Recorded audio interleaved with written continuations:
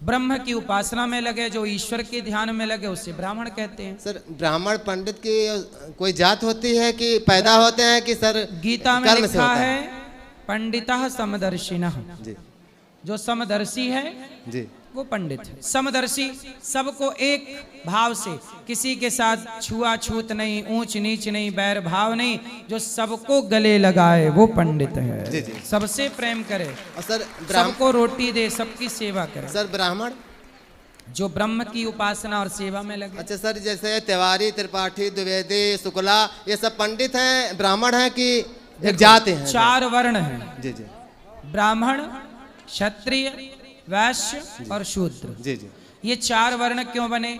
जैसे संविधान बना, जी जी आपको पता है संविधान बना? जी जी जी संविधान कब लागू हुआ? सर 1950। हाँ सही कह रहे हैं, 26 जनवरी 1950 50 को। अच्छा, संविधान में भी जातियां हैं, जी जी पता है आपको? जी जी जी संविधान में कौन कौन सी जातियां हैं? उसमें सामान्य, बैकवर्ड, एससी और अनुसूचित, हाँ, एसएससी, अनुसूचित जनजातियां, ओबीसी, जी जी सामान्य, जी जी ये सब जातियां ही तो हैं। जी जी। अच्छा ये बताइए संविधान में जातियां क्यों बनी? सर उसमें इसलिए बनी संविधान में कि जैसे जो ज़्यादा गरीब हैं, हाँ। तो उनको मानो सबसे अनुसूचित जात में रखा गया। हाँ। अनुसूचित जनजात में, ठीक है। जो उससे थोड़ा बढ़ के उनको अनुसूचित जात में, ठीक जो है। उससे भी कुछ अच्छे हैं उनको ओबीसी में रखा गया, और जो एकदम संपूर्ण रूप से परिपूर्ण हैं धन धाम से, उनको सामान्य में रख दिया गया। तो भाई ये व्यवस्था जातियों की ऐसी ही जब सनातन धर्म बना, मतलब सनातन संस्कृति जब हम सब उस पे आए, तो हम सब ने, ईश्वर ने देखा कि सृष्टि कैसे चलेगी, संविधान बना तो उसमें जातियां बना दी। तो गीता में भगवान कहते हैं चातुर्वर्ण्यम मया सृष्टम, जी मैंने व्यवस्था के लिए 4 वर्ण बनाए, ब्राह्मण, क्षत्रिय, वैश्य और शूद्र।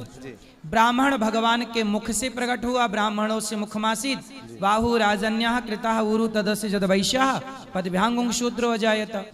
तो भगवान के भुजाओं से क्षत्रिय, जंघा से वैश्य, चरण से शूद्र। तो हम चारों एक पिता की संतान हैं, इसलिए हमें चारों को आपस में कभी लड़ाई झगड़ा नहीं करना चाहिए, प्यार मोहब्बत से रहना चाहिए। कोई बड़ा नहीं, कोई छोटा नहीं, अच्छा गुरु कोई जी, ऊंचा नहीं, एक बात और पूछना कोई है। नीचा नहीं। सर हम ये जानकारी चाहते हैं ब्राह्मणों में कौन कौन सी जात आती हैं? और देखो ब्राह्मण एक ही है, क्षत्रिय एक ही है, ये बाद में व्यवस्थाएं, जो 2 वेद पढ़े वो द्विवेदी हो गए, 4 वेद पढ़े चतुर्वेदी हो गए। लेकिन सर आता है कि श्लोक नहीं है। हुई बिल्कुल आप बहन है जी। और गुरुजी मेरा प्रश्न ये है कि हम ठाकुर जी अपने घर में रखते हैं, उनकी सेवा करते हैं, मगर कभी कभी ऐसा भी होता है कि मन खराब होता है किसी वजह से, या कोई किसी परिस्थिति से विचार बदल भी जाते हैं, विपरीत हो जाते हैं। तो मुझे ऐसा लगता है गुरुजी पर्सनली कि जब मन अच्छा नहीं होता, मुझे लगता है जब अच्छा मन हो, हम संपूर्ण भाव से ईश्वर की पूजा कर सके, बैठ सके, तो ही हमें उनको भाव से बैठना चाहिए, वरना नहीं बैठना चाहिए।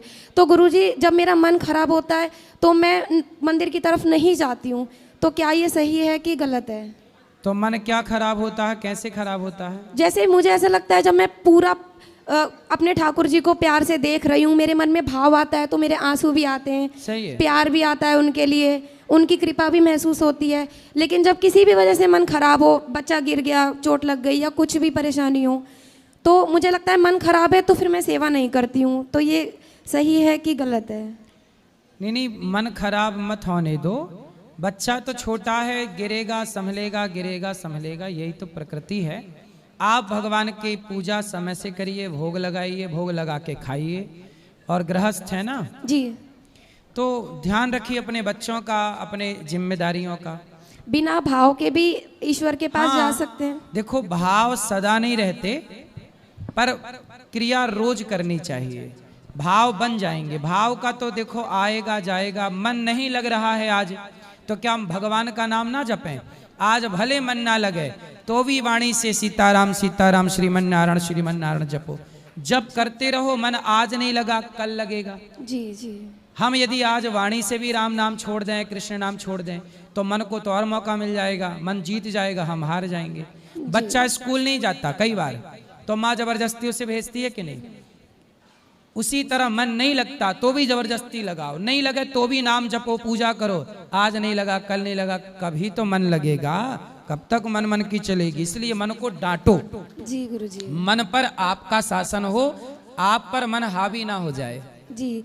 और गुरुजी कभी कभी जैसे हनुमान चालीसा पढ़ते वक्त या गीता पढ़ते वक्त थोड़ा पढ़ती हूँ तो भाव नहीं रहता, लेकिन आगे पढ़ती हूँ फिर भाव आता है तो रोना बहुत जल्दी आ जाता है। सही है, ये प्रेम की निशानी है। जहाँ प्रेम है वहाँ पर भगवान है, और भगवान अपने भक्तों से प्रेम करते हैं। नेत्रों का जल जो होता है, भीतर का जो हमारे जन्म जन्म का पाप है, वही पानी बनकर आंसुओं के साथ निकल जाता है। जी। और गुरुजी जैसे कान्हा जी को भोग लगाते हैं तो मैंने यहाँ पर मथुरा साइड देखा है कि बहुत से लोग चाय भी पीते हैं, वो भी भोग लगाते हैं। जैसे नमक मिर्च भी होता है जो खाते हैं, वो भी भोग लगाते हैं। पर ऐसा भी सुना है मैंने कि नमक मिर्च का भोग नहीं लगाना चाहिए, सात्विक नहीं, भोग। भगवान को दाल सब्जी का भोग लगाओगे तो दाल बिना नमक की लगाओगे भोग। अच्छा, तो भाई दाल चावल सब्जी रोटी में तो नमक होगा, जी, रोटी जी। दाल में, जी फिर बिना नमक के कैसे? भगवान का मन नहीं है नमक खाने का क्या? भगवान तो खूब नमकीन खाते हैं। ठीक है ना। लहसुन प्याज पहले खाते थे, जब से ठाकुर जी लाई वो तो लहसुन छोड़ प्याज दिया। का भोग भगवान को नहीं लगता, बस। ठीक है ना। राधे राधे गुरुजी, धन्यवाद।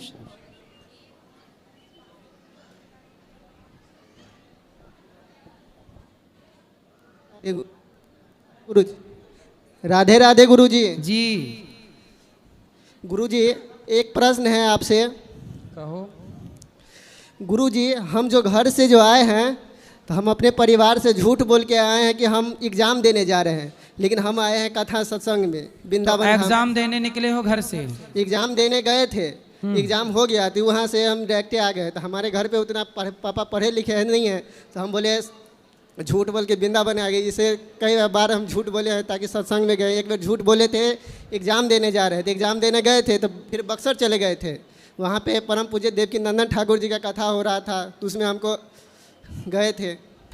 लेकिन हम अगर सच बोलेंगे ना तो हमको नहीं जाने देगा, ऊपर से गाली भी देगा, मारेगा भी। हमारे घर का आदमी, पिताजी?